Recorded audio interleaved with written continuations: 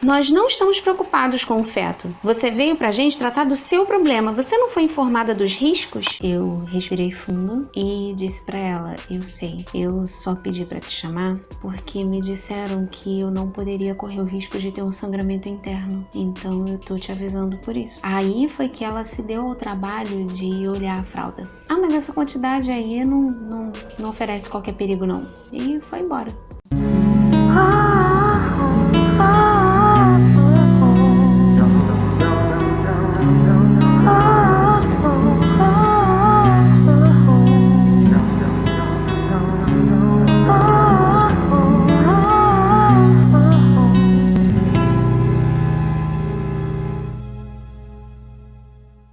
Toda vez que eu procurava saber o que estava atrapalhando a tomada de decisão deles em relação à minha internação, eles diziam que faltava o hemograma. Lembra que eu falei com vocês que um dos documentos o rapaz tirou foto em vez de levar uma cópia? Então, era o meu hemograma, porque eu fazia exame de sangue diariamente. E aquele era o último resultado. Ele deveria ter levado uma cópia. Por que não levou? Não me pergunte, mas ele tirou uma foto. Eu lembro que ele falou, eu vou mandar essa foto pra você. Ela, tá bom. Eu não sei o que aconteceu. Ele saiu por algum motivo, ela teve que resolver alguma coisa, eu não sei. O fato é que o cara foi embora e não passou a foto pra ela. E aí eles fizeram um novo exame de sangue e o resultado do hemograma não saía de jeito nenhum. E eu perguntava e eles diziam, não, teu hemograma subiu 4,5. A gente tem que esperar o resultado chegar. E isso já era 7:30 da manhã. E como eu tava bem de frente pro balcão dos enfermeiros, né, que é perto da porta também, eu tive que assistir um diálogo que foi assim. Oi, a doutora fulana tá aí? Não tá não, hoje não é o dia dela. Por quê? Tem certeza? Engraçado, o laboratório me mandou entregar um hemograma pra ela. Hemograma? É dia dela hoje? Ué, gente, tem certeza? Tenho. Ela tava aqui... Fulano, a doutora fulana não tava aqui ontem? Tava. Aí, viu? Tava aqui ontem, hoje não é dia dela não. Ué, mas mandaram entregar pra fulana de tal. Eu não sabia se era piada, se era um teste extra. Eu sei que eu perdi a paciência. E eu falei, não é o meu hemograma, não? A moça lá não gostou muito de eu me meter na conversa. É falta de educação. Porque ela virou e falou assim, não sei. Deixa eu ver. Ah, é? Sério? Finalmente se deram conta de que o fato de terem errado o nome da médica não invalidava a necessidade de entregar o hemograma naquele departamento porque a paciente estava lá. E daí foram procurar a médica que estava no plantão para resolver a situação e eu torcendo para que alguém lembrasse que por trás daqueles números tinha um ser humano que não estava recebendo o tratamento que deveria. E aí, para não me torturar com a espera, eu dormia. Eu tirava vários cochilos, assim, porque eu já estava bastante cansada, mas eu também não conseguia relaxar, porque eu sempre tive muito medo de ficar inconsciente no hospital, ainda mais sozinha. E aí, 8 e pouco, eu já estava com fome, né? E eu via que outras pessoas, outros pacientes já tinham recebido alimentação. Então, eu chamei uma das técnicas de enfermagem, porque ninguém entrava para me perguntar nada, eu tinha que chamar. Chamei e perguntei, eu não vou comer não? E ela falou, não tem nada reservado pra você não. Aí perguntou lá no balcão, a pessoa olhou um papel qualquer e falou assim, olha, a gente não sabe a sua dieta, a gente não tá autorizada a te dar nada. Eu já não tava com um humor muito agradável antes, você imagina sem comer.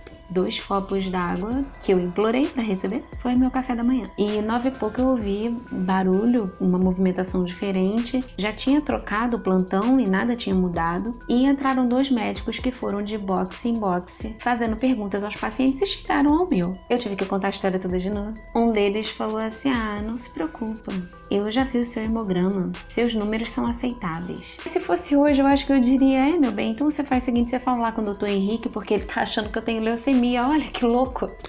Se os números são aceitáveis, eu acho que eu tô pronta pra ir pra casa, né? Mas eu tava tão fraca que, quando ele falou isso, minha vontade foi de chorar. Porque pense, como é que um paciente convence um médico de que seu caso é grave? Não convence, o profissional é ele. Eu precisaria de outro médico que falasse com ele, meu filho, você tá falando besteira, porque ela já tá ciente da situação dela. E aí ele deixou escapar que ia ligar pro Oeste Dor, onde eu tava. O Dr. Henrique não tava lá, eu sabia que ele não ficava lá, porém, é dia do plantão da doutora Margot, ele é plantonista do CTI, ela vai poder te explicar o que aconteceu e tal, e entreguei pra Deus, né? Falei, vamos ver se agora alguém me leva a sério nesse lugar. Cochilei de novo, quando foi mais 10 e pouca, outras pessoas entraram ali na enfermaria. O número de olhares aumentou e a expressão era bem preocupante. Veio um outro médico pro box conversar comigo, junto com uma moça que tava com um uniforme bem diferente, eu acredito que era da parte administrativa. Começaram a falar comigo num tom bem mais amistoso. O seu plano de saúde autorizou a sua internação?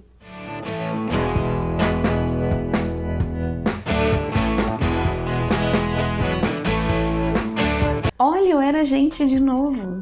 Eu não sei por que a Fundação Saúde Itaú demorou tanto tempo para me dar a pulseirinha VIP da internação. Eu saí 2 horas da manhã do Oeste Dor para só poder entrar na CTI do Caxias Dor às 10h20 da manhã. Mas é o que eu te falo, é um trabalho burocrático?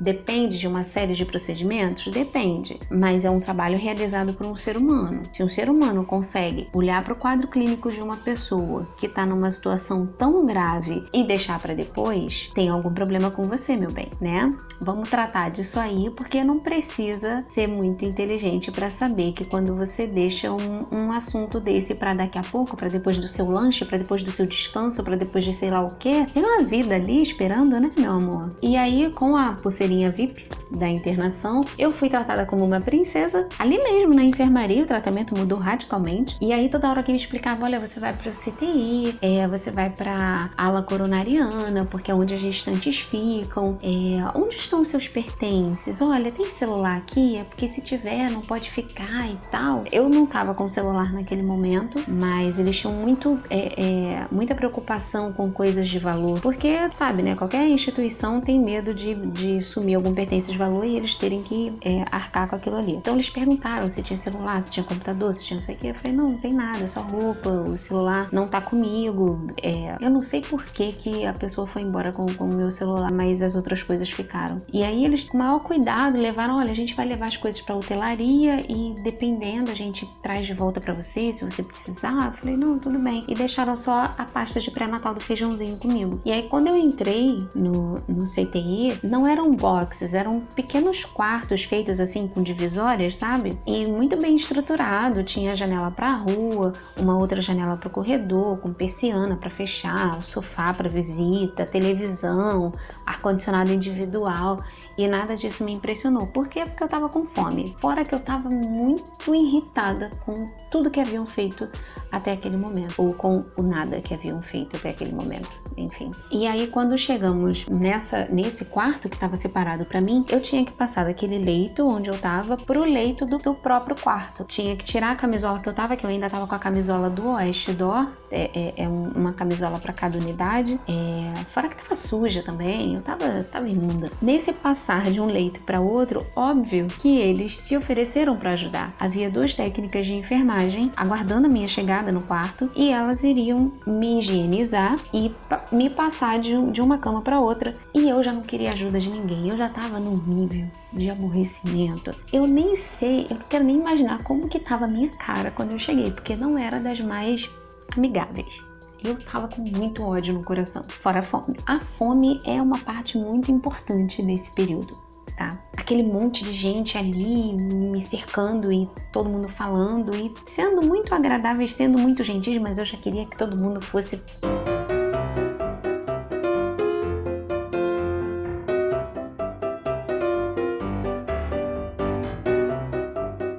E aí as meninas falaram, quer que a gente te ajude ou não? Não tava bem. Um esforço. Assim, se ficar em cima da comadre foi difícil, passar de uma cama para outra, meu bem, não foi puxado. Mas eu não deixei ninguém me ajudar.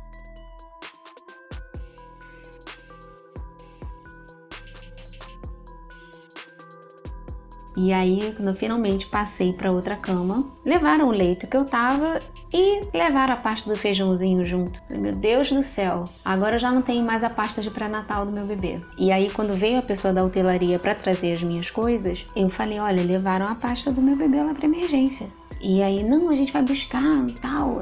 E nisso eu finalmente fiquei sozinha com essas 2 técnicas de enfermagem que estavam ali para me higienizar, porque eu já sabia como que era o esquema disso lá do outro lugar que eu tava. Então saiu aquele povo todo porque eu ia tomar banho, elas ainda com um sorriso daqui até aqui. Eu não sei como elas conseguiram ser simpáticas comigo, já que eu tava num humor do cão, mas elas foram muito amáveis. Então, primeiro elas se apresentaram, era a Madeleine e a Camila, e falaram: nós vamos acompanhar você todos os dias, a gente tá aqui na parte da manhã e a gente vai cuidar do seu banho. Fiquei sem graça, porque assim, eu tava muito irritada com tudo que tinha acontecido. E o meu humor não tava combinando com a amabilidade delas, com a simpatia delas. Mas eu tinha motivos pra estar estressada. Então assim, foi confuso pra mim. Mas elas me quebraram ali. Elas foram muito gentis comigo. E aí elas falaram: a gente vai te dar o seu banho agora. E eu tava esperando aquilo que eu já conhecia, né? Um paninho úmido, né? Onde poderia acumular mau cheiro e acabou. E aí a primeira coisa que elas fizeram foi fechar a porta, fechar a persiana. Ninguém ia me ver nua. Não tinha aquele problema da cortina que não fecha direito. Não tinha um homem responsável por essa higienização. Elas disseram que seriam sempre elas. Elas me deram privacidade. Apesar das circunstâncias, eu tive privacidade. Quando elas tiraram a minha roupa, a minha fralda, não foi só um pano úmido. Elas de fato me deram banho. A água estava bem quentinha. Elas desligaram o ar-condicionado para não sentir frio.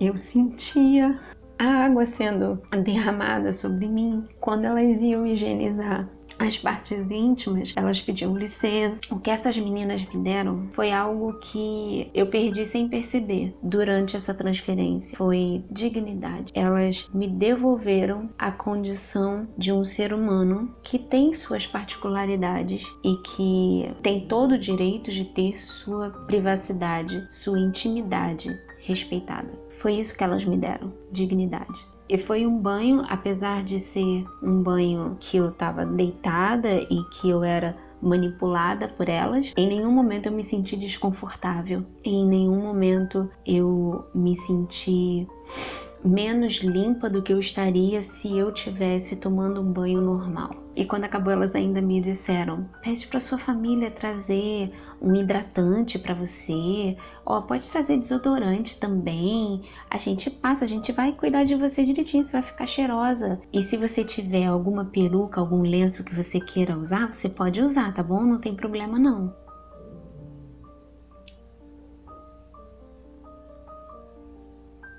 Entendeu agora porque eu fiz tanta questão de dizer que quando eu estava fazendo as minhas reclamações, eu não estava falando da Rede D'Or, eu não estava falando da Fundação Saúde Itaú, eu não estava falando da empresa que cedeu a ambulância, que eu nem sei que empresa que é. Eu não estava falando disso. Por que que eu trouxe isso para a questão de agir com humanidade? Eu estava na mesma empresa, eu estava na mesma unidade. Eu fui tratada como um lixo durante a transferência. Eu fui ignorada na enfermaria e eu fui tratada com muito respeito quando eu entrei no CTI. Aí você pode dizer, mas é claro que você foi tratada com carinho, afinal de contas, naquele momento, o plano autorizou a sua internação. Então eles não estavam te tratando como uma pessoa, eles estavam te tratando como uma pessoa que tinha plano de saúde, pode ser. Mas a Madeleine e a Camila não fizeram isso. Eu tenho certeza que elas não fizeram isso só porque eu estava ali como uma paciente que tinha um plano de saúde aceitável. Porque elas não foram as únicas que cuidaram de mim no período que eu estive internada. Eu não recebi a mesma atenção de todas. A maioria, graças a Deus, a maioria me tratou muito bem. Mas eu tive experiências ruins com exceções. Eu fui atendida por uma técnica de enfermagem que trocava a minha fralda e não trocava o lençol. Então eu ficava com a fralda limpa e o lençol cheio de xixi. Passei por isso. Então não é a instituição, não é o treinamento, não é o CNPJ, é o ser humano. É o ser humano que faz a diferença.